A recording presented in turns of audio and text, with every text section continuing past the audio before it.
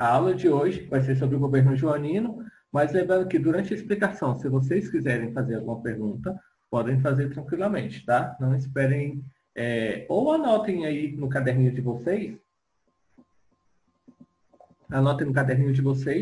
e façam a pergunta no final da explicação, tá bom?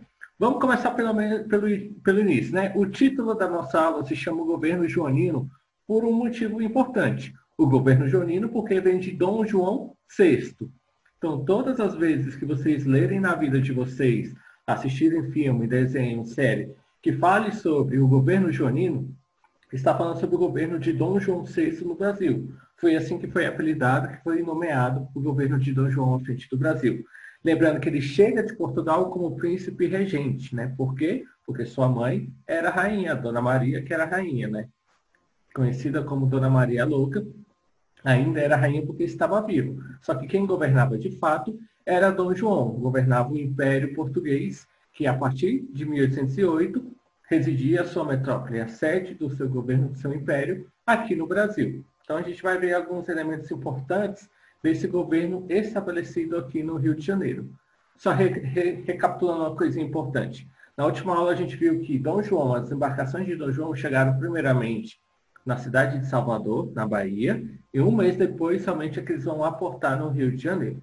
Por que isso aconteceu? Porque no meio da travessia do Oceano Atlântico nós tivemos uma tempestade que dividiu, vamos dizer assim, né, as embarcações em alto mar. Metade das embarcações vieram diretamente para o Rio de Janeiro e a outra metade, incluindo aqui estava Dom João VI, acabaram desembarcando em Salvador. Qual foi a primeira medida de Dom João quando chegou no Brasil? Abriu os portos para a Inglaterra, abriu os portos para as nações amigas, para os navios ingleses poderem parar aqui no Brasil, comercializar, né? Já que toda a Europa estava bloqueada para os ingleses, eles tiveram uma saída, vir para o Brasil comprar mercadorias, vender mercadorias também. Foi uma saída assim que fez com que a Inglaterra ainda conseguisse manter uma certa autonomia ali dentro do continente europeu. Mas vamos falar do Brasil. Então, governo joanino começa no ano de 1808, com a chegada da família real portuguesa no Brasil. Vai durar até o retorno de Dom João a Portugal, que a gente vai ver na semana que vem, tá bom? Começando então, capital do Império não é mais Lisboa, em Portugal, que é a capital de Portugal até hoje. A capital do Império Português começa a se instalar na cidade do Rio de Janeiro. Então, Rio de Janeiro, naquele momento, é a capital do Brasil e é capital do Império Português. Bom, com a chegada da corte, o Rio de Janeiro vai se tornar, então, sede desse governo, né? E, a partir disso, vai ser preciso fazer algumas mudanças importantes na capital. Porque pense comigo, turma, se você é a sede de um império, a capital de um império não pode ser uma cidade qualquer. Não pode ser uma cidade destruída, não pode ser uma cidade rural, né? Você tem que criar elementos, melhorar significativamente a cidade, para você conseguir manter uma certa qualidade no padrão de vida alto da corte no Brasil. Por isso que a cidade em si do Rio de Janeiro vai passar por diversas mudanças, né? Dom João, então, ele vai criar a imprensa régia, aqui no Brasil, em 1808, e permitir a livre impressão de jornais e livros no Brasil, coisa que era proibida no Brasil antes da chegada de Dom João. Quando o Brasil só era uma colônia de Portugal, não poderíamos ter jornais, não poderíamos ter imprensa livre aqui no Brasil, porque o Brasil é apenas um reduto colonial, né, de exploração. Então, aqui não podia ter circulação de imprensa. A partir do momento que Dom João chega no Rio de Janeiro, ele cria a imprensa régia, né, o primeiro jornal aqui no Brasil, né, e a livre impressão de jornais e revistas no Brasil. Bom, surgiu assim então a Gazeta do Rio de Janeiro, como vocês podem ver aqui na fotografia à direita aí da tela de vocês. A Gazeta do Rio de Janeiro vai ser o primeiro jornal criado no Brasil, o primeiro jornal editado em terras brasileiras. Vocês podem ver, ó, sábado, 10 de setembro de 1808. Já é um português que a gente consegue ler, mais ou menos aos moldes do português dos dias atuais, né? Não é porque é a mesma língua portuguesa que sempre foi fácil ler. Nada disso, tá, galera? Por curiosidade, quem quiser, abram, pesquisem no Google a carta de Pero Vaz de Caminha, que vai relatar como é que era o Brasil para a corte portuguesa. É uma carta, lá em 1500, que você quase não consegue ler, e é língua portuguesa, que é um português arcaico, antigo, que a gente já foi modificando bastante com o passar do tempo, até chegar ao português atual. Bom, então Dom João chega no Rio de Janeiro, em 1808, cria a Imprensa Régia, né? Cria a Gazeta do Rio de Janeiro, o primeiro jornal editado em terras brasileiras. Bom, ele também vai criar, Dom João, no Rio de Janeiro, né, a Real Biblioteca, que atualmente se chama a Biblioteca Nacional, porque ele vai trazer livros, afinal, a corte portuguesa é muito letrada, gosta de ler bastante.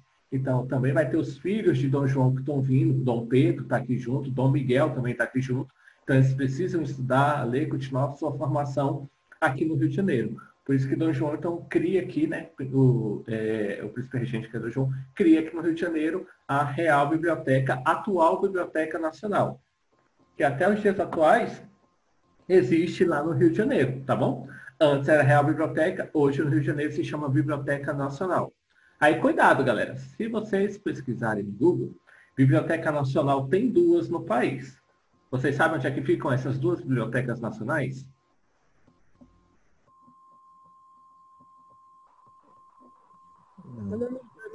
Não? Bom, uma delas, essa daqui no Rio de Janeiro, né? Uma delas fica na cidade do Rio de Janeiro. A outra fica... Desculpa.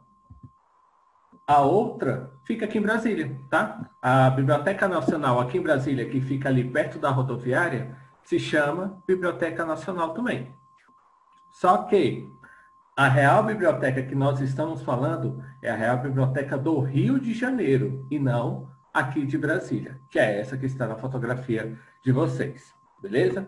Continuando então, mais mudanças vão ocorrer na cidade do Rio de Janeiro, né? Afinal, você vai ter que mudar todo um padrão de vida, toda uma qualidade de vida, toda uma forma de se viver que não estavam acostumados aqui no Rio de Janeiro. Então, as mudanças ocorridas no Rio de Janeiro ajudaram a divulgar hábitos e padrões de consumo até então desconhecidos pela elite local. Lembre-se de uma coisa, o Rio de Janeiro hoje é uma cidade maravilhosa, hoje é uma cidade grande, já foi a capital do Brasil, então tem diversas construções, prédios e tudo mais. Mas o Rio de Janeiro dessa época era uma cidade que parecia uma cidade do interior do Brasil atualmente, tá bom? Então, certos hábitos, certas coisas que a família real traz de costume para o Brasil, eles não eram acostumados no contexto sócio-histórico daquele lugar, tá bom? Então, para atender aos requisitos da corte de uma população urbana em rápida expansão, já que 10 mil pessoas do dia para a noite chegam no Rio de Janeiro para viver, para habitar, mas isso soma-se outras pessoas que ao longo dos anos foram embarcando de Portugal para o Brasil, vão ser então inauguradas casas comerciais especializadas na venda de artigos de luxo europeu.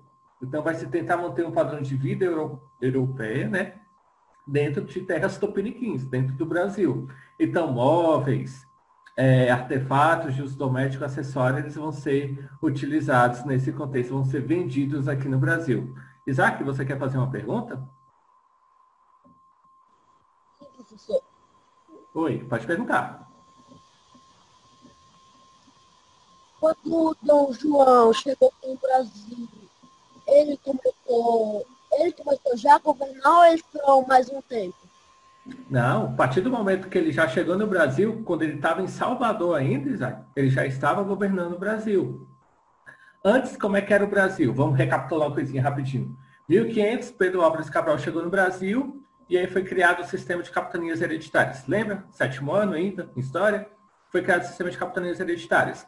Várias famílias, então, governavam o Brasil. Esse sistema deu errado. Foi criado, então, o governo geral. O governo geral, você reunia todas as capitanias em um único governo, né? O governo de Tomé de Souza.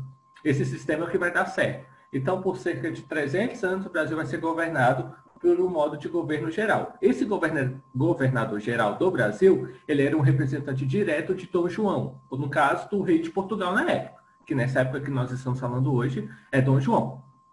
Então, Dom João, quando chega aqui no Brasil, ele vem substituir a figura do governador geral. Ele vem governar ele próprio, né? Então, o rei, o príncipe, está governando o império a partir do Brasil. Então, a partir de 1808, a partir do momento que ele desembarca no Brasil, ele já está governando o Brasil, tá bom? E aí, todas essas mudanças, já é ele mesmo que faz. É ele assinando, decretando e tudo mais.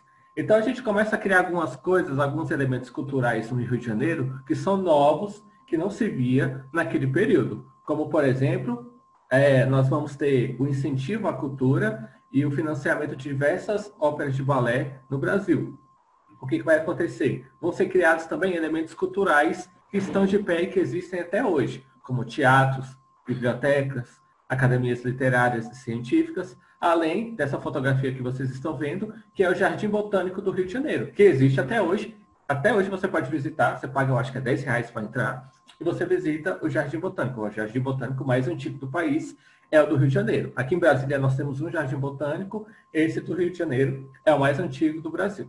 Então, esses elementos culturais, eles vão modificando um pouco o nosso modo de viver no Rio de Janeiro. Essa é uma cidade rural, começa agora a ser uma cidade grande, que vai ter aparelhos culturais para você poder consumir. Então, teatros, óperas, bibliotecas, academias literárias, o Jardim Botânico.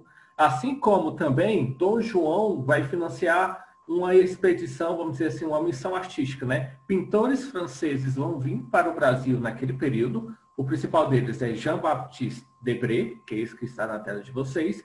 Eles vão vir para o Brasil e tinham como missão registrar os costumes e a vida cotidiana da colônia. Então, eles vão ser os responsáveis por pintarem vários quadros sobre o Brasil. Tanto que se vocês jogarem assim no Google, quando acabar a aula, vocês fazem isso, tá bom? Rio de Janeiro, Debré, quadros. Façam essa pesquisa no Google. Vocês vão encontrar vários quadros sobre o Rio de Janeiro, que foi criado por Jean-Baptiste Debré, dentro daquele contexto de solicitação de Dom João.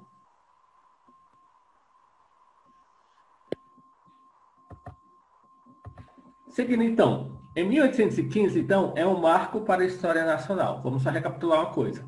Dom João chegou no Brasil em 1808, né? E começa a governar o Brasil de diversas formas, né? Então, 1808 ele chega.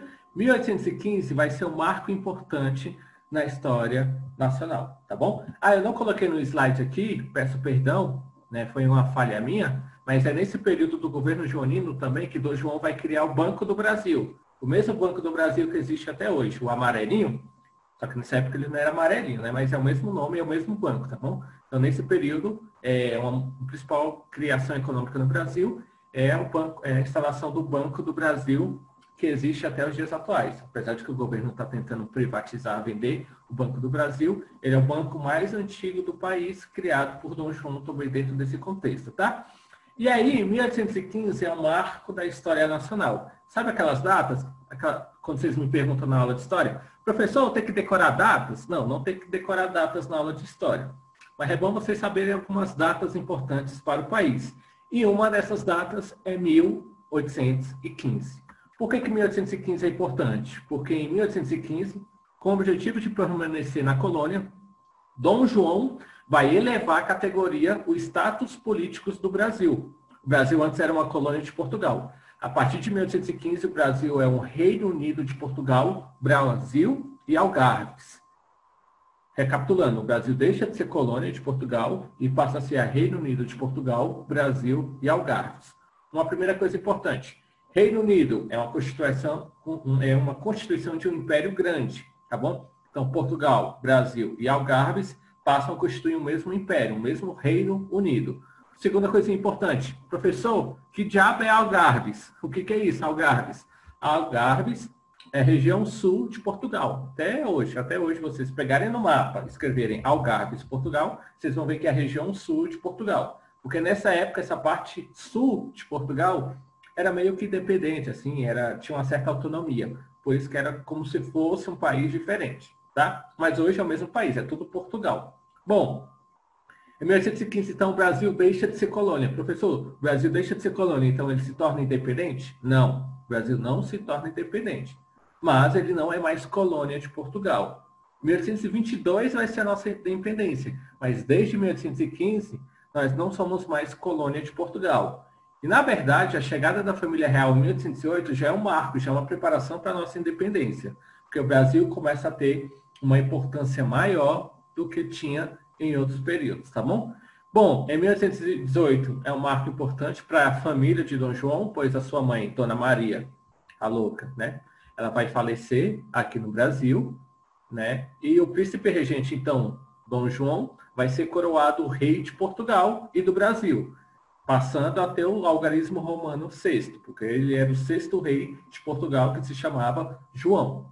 Então é a partir de hoje, né, de 1818, com a morte de Dona Maria, que Dom João se torna Dom João VI. Mas para a gente não se perder na aula de história, toda vez que a gente fala de Dom João, a gente já fala logo Dom João VI, que é para vocês não confundirem os Joões da história. Então, Dom João agora é Dom João VI, rei de Portugal, pois a sua mãe faleceu, né, a partir do ano de 1818. Então, à direita, vocês têm a figura brilhante de Dom João, esse cara bonito, né, elegante, charmoso, assim, que já foi rei do Brasil e de Portugal, né? Aqui à esquerda tem um quadrado branco, tá, galera? É a bandeira do Reino Unido de Brasil e Portugal, tá? Nós temos esse brasão ao centro e o fundo é branco da bandeira, tá bom? Aqui tem um quadrado branco, na verdade um retângulo, né, branco, e esse brasão fica dentro. Esse é o brasão, essa é a bandeira do Reino Unido de Portugal, Brasil e Algarves, que desde 1815 existia. Na verdade, vai existir só até o ano de 1822, quando o Brasil vai conquistar a sua independência, tá? Bom, até aqui tudo parece que são flores, né, na mudança do Rio de Janeiro, só que a gente vai ter um aspecto histórico importante. Nós vamos ter o outro lado dessa história, o outro lado da capital. A gente até agora falou de Dom João, Dona Maria, a gente falou da corte portuguesa, a gente falou dos funcionários que chegaram, tá bom? E a galera que vivia aqui, né, os pobres, né? Essa galera, a comunidade do Rio de Janeiro, o que aconteceu com eles? Bom, a presença da família real portuguesa no Rio de Janeiro, porém, não foi marcada somente pelo luxo e pela adoção de costumes europeus. O município, né, da corte também sofreu com muitos problemas, né, o Rio de Janeiro, né? Tinha falta de água, falta de alimentos, falta de moradia, né? Muitos moradores do Rio de Janeiro foram tirados das suas casas, né, para que a família real e seus funcionários pudessem habitar. Tá bom? Do dia para a noite chegava ali um funcionário assim, ó, batia assim na sua porta e falava, ó, a partir de amanhã vocês têm que procurar outra casa para viver, porque nessa casa vai morar o funcionário tal da corte portuguesa. E você tinha que sair, porque era uma ordem imperial, uma ordem de Portugal. Então, começou a ter problemas de moradia, alimentos, água e tudo mais. Bom, eu vou trazer para vocês agora um trecho que relata muito bem um panorama dessas condições de vida das camadas mais pobres da população do Rio de Janeiro, para mostrar que durante o período que a família real residiu no Brasil e toda a corte portuguesa, nem tudo foram flores para a comunidade do Rio de Janeiro, para as pessoas mais pobres, né? Deixa eu ver se eu consigo colocar aqui e dar uma lida. Bom, acompanhem comigo aí a leitura. O imaginário popular ilustra o período joanino com palácios, carruagens, banquetes, vestidos volumosos e leques. Mas a realidade, relegada até pela própria história, era bem diferente. Em contraste à riqueza que aportou no Rio de Janeiro em 1808, as condições urbanas da cidade e de vida da sua população eram extremamente precárias, e com o aumento repentino das demandas, as carências ficaram mais evidentes. Faltavam água, comida e moradia. Não havia sistema de esgotos, os restos da casa, do banheiro, comida. Aqui tem uma parte que na minha tela eu não consigo ler, tá bom? Tudo isso era transportado em tonéis em ombros de escravos, né? As ruas eram escuras e perigosas, a água potável era escassa e o abastecimento de alimentos era deficitário, principalmente de carnes, cujo consumo era um luxo só presente em poucas ocasiões festivas no ano. A vinda da corte e o crescimento da cidade levaram ao aumento rápido da população de escravos. Em apenas 3 anos, o número de cativos passou de 9.602 para 18.677. Os negros eram cerca de 3/4 da população. Então, vocês podem ver que toda essa história de luxo, de poder e tudo mais, dentro do contexto histórico do Rio de Janeiro antigo, né, da corte portuguesa antiga, esse lado bonito, legal da história, esse é o lado da família de Dom João. Quando a gente pega, na verdade, a maior parte da população, nós vamos ter todos esses problemas sociais, de falta de alimentação, de água, de comida. Primeiras favelas, né? Isso mesmo, as primeiras favelas são constituídas, né? Só que o problema é que favela é um conceito moderno, mas é uma espécie de favelas que são constituídas dentro desse período, né? Tanto que as primeiras comunidades, vamos dizer assim, eu acho que o conceito de comunidade é mais antigo, né?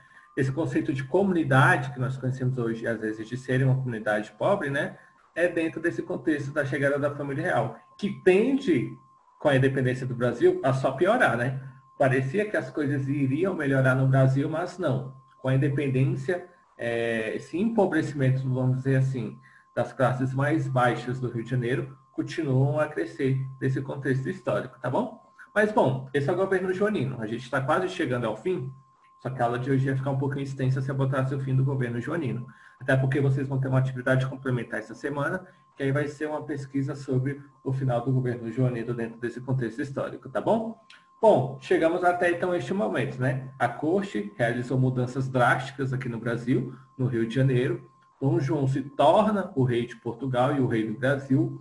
O Brasil deixa de ser colônia de Portugal, mas ainda não é independente. É somente um Reino Unido ao Brasil, Portugal e Algarves, tá bom? Então, nosso status político ele muda. Nós temos, como diz o jogador do Flamengo, nós estamos um pouquinho em um outro patamar, né? A gente não é mais colônia de Portugal, mas a gente também não é independente a Portugal. Nós somos um Reino Unido a Portugal. Então, o nosso status político ele muda. E por que que muda, galera? Porque como a família real já estava há bastante tempo aqui no Brasil, o Brasil não podia mais ter esse status provinciano, de colônia. Tinha que mudar alguns contextos históricos e marcos históricos importantes dentro do Brasil. E é isso que vai mudar nessa esfera política. Belezinha? Turma, muito obrigado, tá bom? Lembrando que se vocês ficarem com alguma dúvida, vocês podem me procurar no privado, tá bom? Não morram com a dúvida dentro da cabeça de vocês, tá? Mandem texto, mandem áudio que eu vou responder, tá bom? Às vezes pode demorar no meio das aulas, tipo no meio da manhã eu responder, porque eu estou dando outras aulas. Mas assim que eu tiver intervalo, ou 1h30, depois do almoço, eu respondo todo mundo, né? Por mensagem respondendo, tá bom? Eu nunca deixo de passar um dia sem responder vocês, tá bom? Às vezes eu não consigo responder na mesma hora, mas próximo eu consigo responder, tá? Então, muito obrigado. Peço que se ficarem com alguma dúvida, me procurem que lá estarei disponível para tirar as dúvidas de vocês.